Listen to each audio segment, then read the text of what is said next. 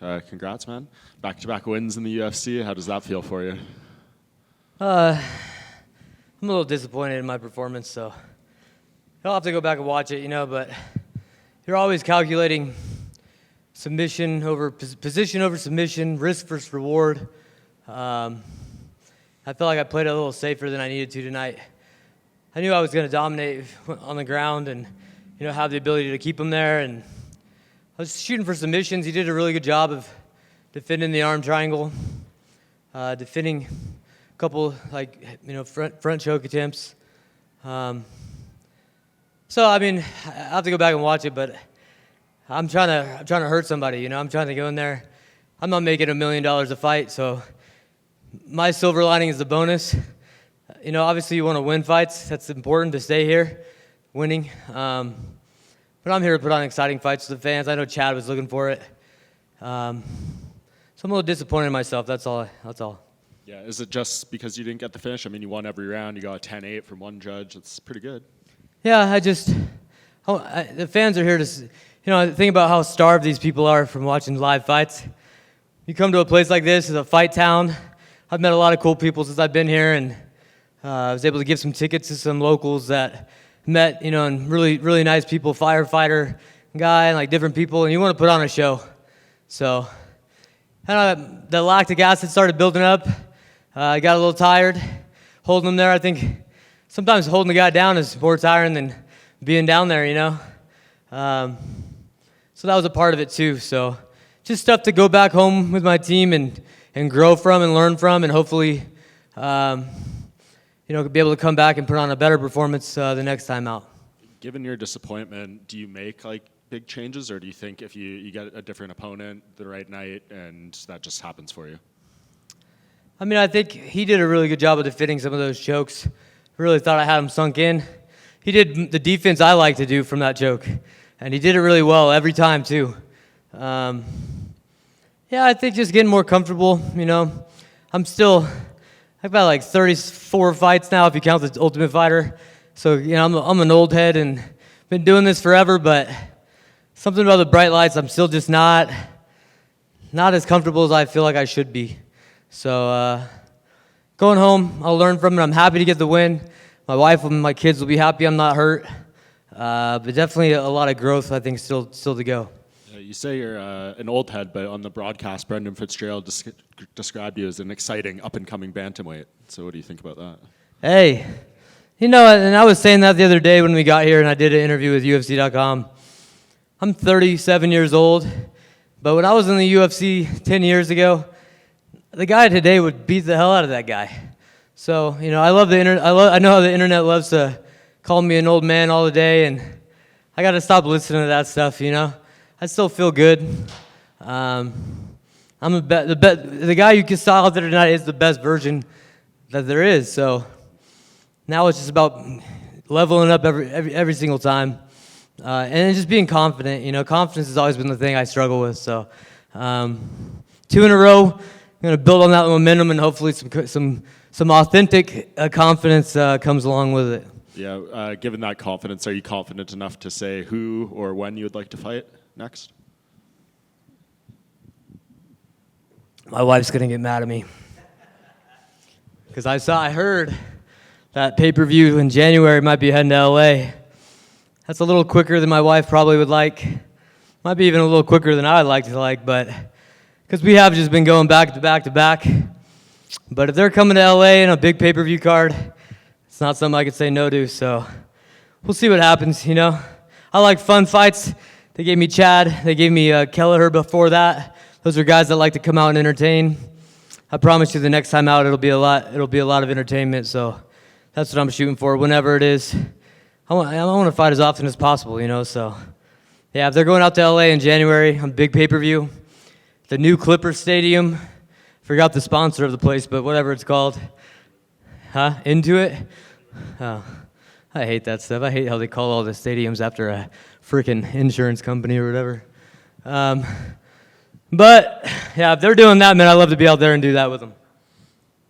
Cody, congrats on the win tonight. You mentioned confidence is something that you've always kind of struggled with, and I'm just curious. I mean, when you came into the UFC the first time, 2014, and I think your first fight was Aljo. We all know where his career went. So comparatively, how much more prepared, how much more confident are you now, even having to grow a little more?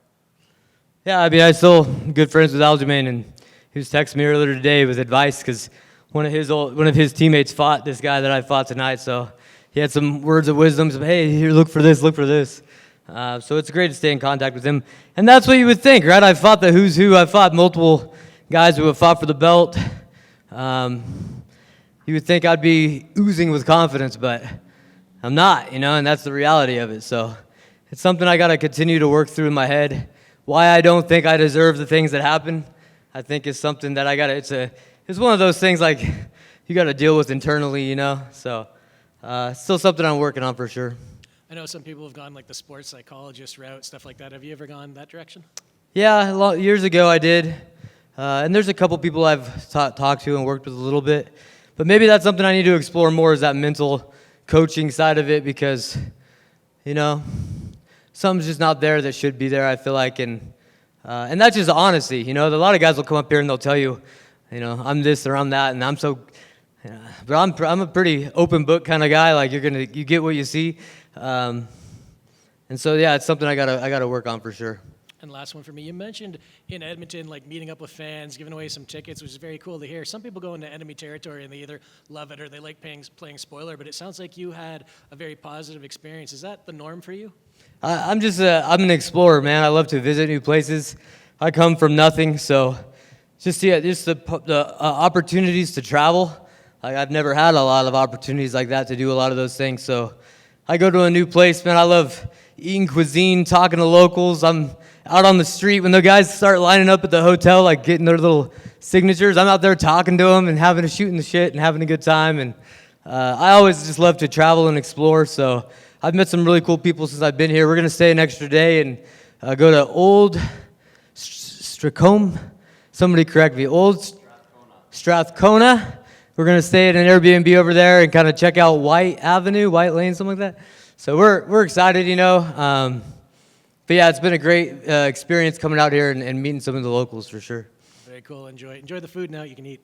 I know. What's it called again? Poutine? Poutine. That's what I'm having later tonight, yeah. Make sure it's not the same one as Derek Lewis. It may I know, right? I know. Cody, he called it something else, yeah. Cody, obviously tonight was the first UFC event. 12 to 6 elbows were legal. Downed opponent rules were also implemented and changed tonight too. Was that something that you focused on in your camp? Yeah, for sure. The 12 to 6 elbows, I knew if I landed in a dominant position like mount, that I'd be trying to throw him, and I did. The ref came up to me after the fight and said, "You were the first person to ever cut a guy with a 12 to 6 elbow legally." So I said, "Hey man, if nothing else, I'll go down in the history books for that one, right?" But from the back, when you get a guy down against the cage, more often than not they tripod to get back to their feet. And I'm such a long, awkward guy. I can have your back and my legs be way out in front of you, and I thought for sure I'm gonna land on the knee from there, but it didn't work out that way. But yeah, I think it will continue to change the game. A lot of times guys will defend elbow strikes with their arm, and side elbows are hard to land that way, but when they block with their arm, some guys will shoot it down the middle like a knife. Problem with that is you're really exposing your hip, almost like you're doing a big overhand or something. So that just 12 to 6 is a really lethal thing. So I'm excited to continue to explore it and hopefully continue to use it. Yeah, you talked about possibly fighting on that LA card. Davey Grant was somebody that you were matched with earlier on this year. Would that be a fight that would interest you going forward? I guess as a guy who likes to stand and bang as well, the type of fighter that you'd like to face off against. Yeah, I was really looking forward to that fight, and unfortunately he had a neck injury. I saw that he had another fight. I don't know. Maybe that's not the case. But I was telling my coach the other day, I was like, hey, I heard Davey Grant's back and he's fighting somebody. But it's one of those fights you're going to leave bloody and beat up and probably take a trip to the hospital afterwards. When you fight a guy like Davey Grant, you know it's going to be a car crash. I don't know why I like that, but I do. My wife will probably say, you idiot, But yeah, if Davey was available, that's a fight I think we both were looking forward to. We could match each other standing. We could match each other on the ground. would love that fight for sure. Thank you, Cody. Congrats. And if you're looking for a good place to eat Mexican, Julio's on White Ave is a quite good spot. If you're Oh, I appreciate it. Julio's. Maybe we're going to hit up Julio's tomorrow. Thank you.